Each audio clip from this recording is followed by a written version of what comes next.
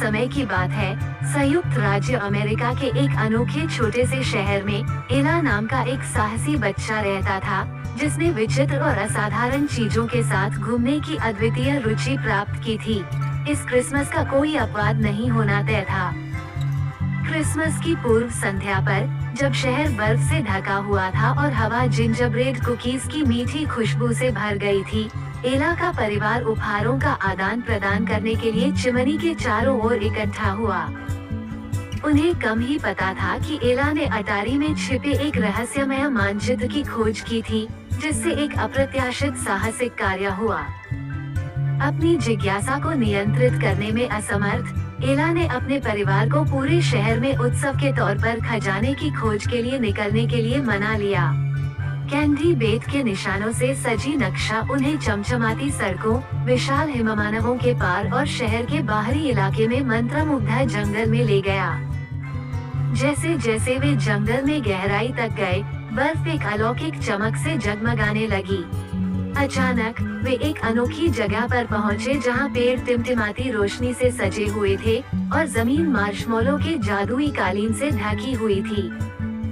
समाशोधन के केंद्र में कल्पित बौने का एक हंसमुख समूह खड़ा था, जिसका नेतृत्व विलक्षण अल्फ प्रोफेसर पंपरनिकेल कर रहे थे, जो अजीबोगरीब उपकरणों का आविष्कार करने के लिए जाने जाते थे। उन्होंने समझाया कि उन्होंने गलती से एक बौनी क्रिसमस की जादुई शक्ति को छोड़ दिया था, जिसने पूरे जंगल को मार्शमैलो वंडरलैंड में बदल दिया था। कल्पित बौने, एला और उसके परिवार ने घटनाओं के अप्रत्याशित मोड़ को स्वीकार करने का फैसला किया।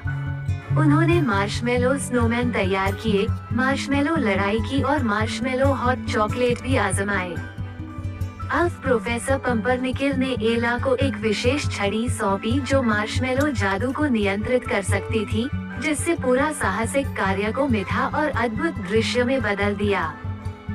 जैसे ही रात हुई, एला के परिवार और बौनों को पता चला कि मार्शमैलो जादू में एक अनोखी क्षमता है। ये शहर में हर किसी के लिए खुशी और हंसी ला सकता है। एक बार सामान्य क्रिसमस की पूर्व संध्या एक अवास्तविक और दिल को छू लेने वाला उत्सव बन गई, क्योंकि मार्शमैलो का जादू फैल गया। वह मुस्कुराहट में बदल गई और शहरवासियों के बीच एकजुटता की भावना पैदा हुई। जब घड़ी में आधी रात हुई, तो अल्फ प्रोफेसर पंपरनिकेल ने जंगल को उसकी मूल स्थिति में बहाल करने के लिए अपने आविष्कार का उपयोग किया।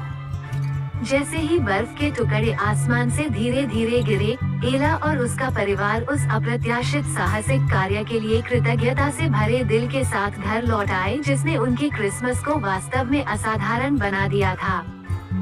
और इसलिए उस विचित्र शहर में जिसे एला अपना घर कहती थी, मार्शमैलो क्रिसमस की किंवदंती एक पोषित कहानी बन गई, जिसने सभी को याद दिलाया कि कभी-कभी सबसे अजीब और सबसे साहसिक क्षण छुट्टियों के मौसम में सबसे बड़ी खुशी और जादू लाते हैं।